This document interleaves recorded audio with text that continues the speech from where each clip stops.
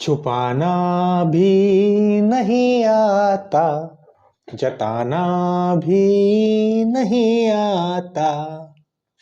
Valentine day है 14 फरवरी। पूरी दुनिया में प्यार करने वालों के नज़ारे दिख जाएंगे। प्रेम कहानियों की बातें चल रही है। ऐसे में हम आपके लिए लेकर आए हैं भारतीय राजनीति की एक जानी पहचानी अनकही प्रेम कहानी। जानी पहचानी इसलिए क्योंकि भारतीय राजनीति से जुड़े और उसमें दिलचस्पी रखने वाले लगभग हर इंसान इस प्रेम कहानी के बारे में जानता है। और अनकही इसलिए क्योंकि भारतीय राजनीति में इस प्रेम कहानी की चर्चा कभी नहीं हुई और कभी होती भी नहीं है। ये प्रेम कहानी है पूर्व प्रधानमंत्री अटल बिहारी वाजपेयी की, जिसने कभी एक इंटरव्यू में कहा था कि मैं कुंवारा हूं लेकिन ब्रह्मचारी नहीं। मैं हूं अटल एक मूवी बहुत आजकल चर्चों में है और आज हम बात करते हैं उसी मूवी का एक किस्सा और अटल बिहारी वाजपेयी के जीवन का एक अनछुआ हिस्सा, अटल बिहारी वाजपेयी की प्रेम कहानी की। शुरू से शुरू करते हैं। 1940 का वक्त था। ग्वालियर की विक्टोरिया कॉलेज में नए जवान हुए अटल बिहारी वाजपेयी पढ़ रहे थे। ऐसे में उनकी नजर पड़ी एक खूबसूरत महिला पर, राजकुमारी हक्सर।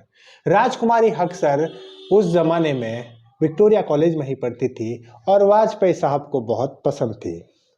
एक किस्सा है जिसमें बताया जाता है कि वाजपेयी साहब एक किताब में एक प्रेम पत्र को छुपाकर लाइब्रेरी में उनको दे दिया। उस पत्र का जवाब कभी वाजपेयी साहब को नहीं मिला, लेकिन उस पत्र का जवाब लिखा था राजकुमारी हक्सर ने, एक किताब में छुपाकर वाजपेयी साहब के भेजा था, लेकिन वाजपेयी साहब पर यह किताब कभी पहुंची ही नहीं। वक्त निकला, 1942 का दौर आया।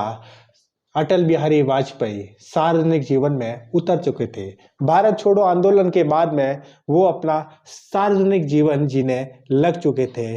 दूसरी तरफ राजकुमारी हक्सर दिल्ली के ब्रिज नारायण कौल के साथ शादी करके राजकुमारी कौल बन चुकी थी और वो दिल्ली में सेटल हो चुकी थी। ब्रिज नारायण कौल दिल्ली में प्रोफेसर थे।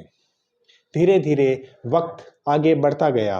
वाजपेयी साहब का राजनीतिक कद और बढ़ता गया और वो धीरे धीरे सांसद भी बन गए, दिल्ली में सेटल हो गए। जब वो सांसद बन के दिल्ली में सेटल हो गए तो उनका वापस राजकुमारी कौल से मिलना जुलना शुरू हो गया। वो अक्सर उनके घर जाते, बातें करते, खाना खाते साथ में और एक दूसरे से नजदीकियां उनकी बढ़ती गई। 60 के दशक में एक किस्सा है, सागरिका घोष जिन्होंने वाजपेयी साहब की जीवनी लिखी थी, उन्होंने एक किस्सा बताया कि 60 के दशक में राजकुमारी कौल अपने पति को तलाक देके वाजपेयी के साथ विवाह करना चाहती थी, लेकिन आरएसएस और जनसंघ ने इस बात के लिए मना कर दिया क्योंकि वाजपेयी साहब के व्यक्तिगत जीवन का उनके राजनीतिक जीवन पे भी बहुत प्रभाव पड़ता। वाजपेयी साहब ने अपने सार्वजनिक जीवन के लिए उस शादी से इनकार कर दिया और शादी नहीं की। लेकिन जैसे ही उनको सरकारी बंगला मिला, राजकुमारी कौल अपने पति और बच्चों के साथ वाजपेयी साहब के साथ उनके सरकारी आवास में ही रहने आ गई और अपने मरते दम तक वो अटल बिहारी वाजपेयी के साथ ही रही। ये प्रेम कहानी है अटल बिहारी वाजपेयी और राजकुमारी कौल की, जिन्हें वाजपेयी साहब मिसिस कौल कह के पुकारते थे। 80 के दशक में मिसिस कौल, राजकुमारी कौल ने एक पत्रकार शेवी को इंटरव्यू दिया था। तब उन्होंने कहा था कि मेरे पति ब्रिज नारायण कौल, मेरी और अटल बिहारी वाजपेयी जी के बीच में एक मैच्योर और अंडरस्टैंडिंग रिलेशनशिप है और इस तरह का रिलेशनशिप है कि हम तीनों एक दूसरे के साथ बहुत सामान्य हैं। हमने कभी भी एक दूसरे को किसी भी तरह के स्पष्टीकरण देने की या माफ़ी मांगने की ज़रूरत ही महसूस नहीं हुई। इससे पता चलता है कि राजकुमारी कौल और अटल बिहारी वाजपेयी के बीच का रिश्ता कितना परिपक्व था। सागरिका घोष ये भी बताती है कि अटल बिहारी वाजपेयी और बृज नारायण कौल के बीच भी बहुत गहरी दोस्ती थी। वो अक्सर उनसे बातें करते थे और वाजपेयी साहब जब भी अपने निजी दोस्तों के घर पे जाते थे तो वहाँ पर राजकुमारी कौल और उनके पति बृज नारायण कौल उनके साथ ही जाते थे। एक किस्सा सुनाते हैं आपको। करण थापर मशहूर पत्रकार, नए नए पत्रकार बने थे। उन्होंने अपनी आत्मकथा डेविल्स एडवोकेट में इस किस्से के बारे में बताया है। करण थापर नए नए पत्रकार बने थे और वो वाजपेयी साहब का इंटरव्यू लेने के लिए बहुत कशमकश कर रहे थे, लेकिन डेट नहीं मिल रही थी, टाइम नहीं मिल रहा था। ऐसे में एक बार वाजपेयी साहब के सरकारी आवास पर करण थापर ने कॉल किया। फोन मिसेस कौल ने उठाया। उन्होंने मिसेस कौल से रिक्वेस्ट की कि वो वाजपेयी साहब का इंटरव्यू लेना चाहते हैं। दूसरे दिन वाजपेयी साहब करण थापर के सामने बैठे थे, उनको इंटरव्यू देने। वहां पर वाजपेयी साहब ने उनको कहा, आपने तो हाई कमान को कॉल कर दिया, फिर आपको समय कैसे नहीं देता। इससे पता चलता है कि राजकुमारी कौल और अटल बिहारी वाजपेयी के रिश्ते कितने मजबूत थे। सन 2014 जब अटल बिहारी वाजपेयी राजनीति से दूर अपने सरकारी आवास पे थे, काफी बीमार भी हो गए थे, उस वक्त 86 साल की उम्र में उसी सरकारी आवास में राजकुमारी कौल का भी निधन हो गया। उनके निधन पर सोनिया गांधी, अटल बिहारी वाजपेयी के राजनीतिक मित्र आडवाणी, आरएसएस और बीजेपी के बड़े नेता सब गए।